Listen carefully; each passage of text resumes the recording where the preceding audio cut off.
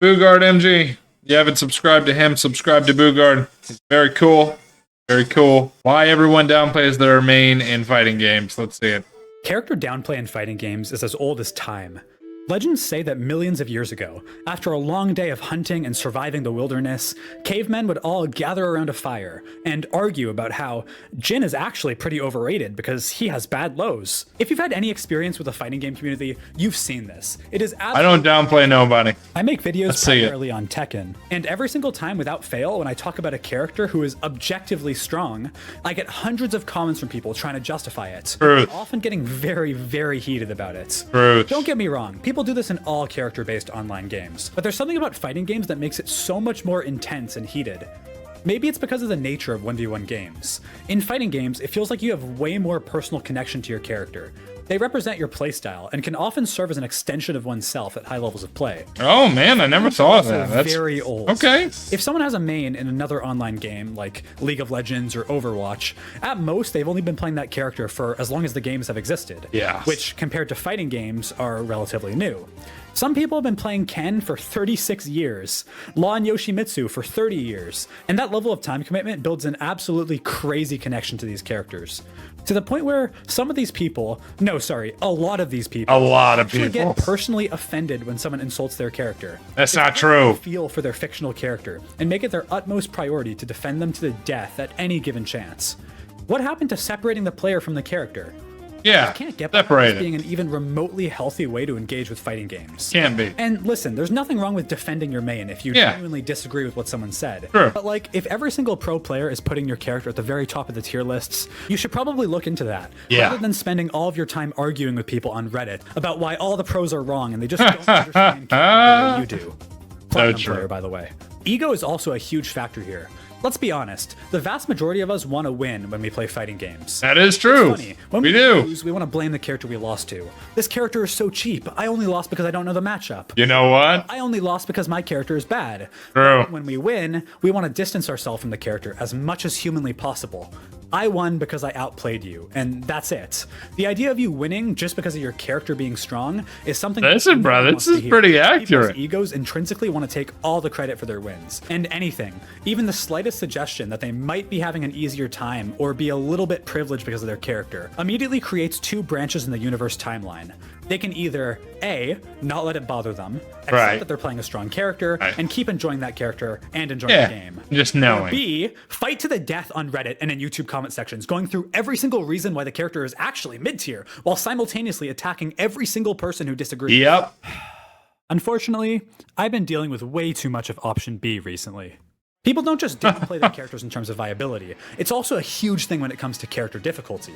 I've seen so many people fight over the dumbest things. People go into war because they saw a difficulty tier list and think their character should move up one spot from the average difficulty tier into the slightly above average difficulty tier. Yeah, that's stupid. Yeah. People get really angry when you call their character easy to play, which was always kind of odd to me. I've talked about it a lot on this channel, but I actually think that easy-to-play characters are the best characters to play in fighting games. There's a reason why the vast majority of pro players stick to easy-to-pick-up, top-tier characters.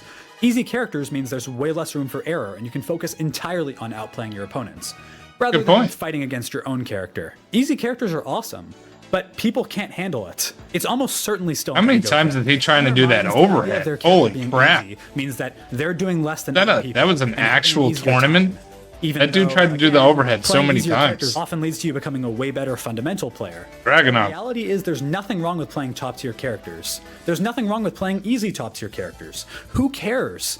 Getting so unbelievably personally attached to your character and the general image of that character in the community to the point where you have to actually go to war defending them whenever anyone says something you don't like is just very immature. Remember the famous incident where a random Xiaoyu player on Twitter called out Ni, arguably the greatest Tekken player of all time, and told him to stop crying about Xiaoyu and just learn the matchup. This is one of the most infamous examples of insane downplay I've ever seen. It really was hilarious to witness. There's the whole meme of Ken being the worst Shodo, even though I don't actually think Ken is downplayed quite as much as people say he is. Honestly, I feel like Cammy and more recently Zangief are the characters who get the most downplay.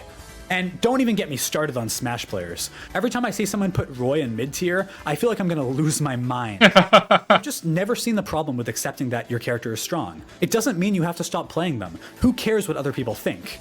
Now, to be fair, there is actually another side to this, and that's the people who go around calling anyone who decides to play a top tier tier picker. There's actually usually another word here instead of picker, but I'm not trying to get demonetized, boys. You know how it is. What? These are people who go around insulting everyone who picks top tier characters because they aren't loyal to a mid tier character. Oh, this is directly that's what it is. Okay. Play. If people are going to be insulted for playing their character, bring back Akuma and Geese, then of course they're going to try and justify it and defend their characters. People, yeah, Street Fighter 6 looks good. We've been knowing this.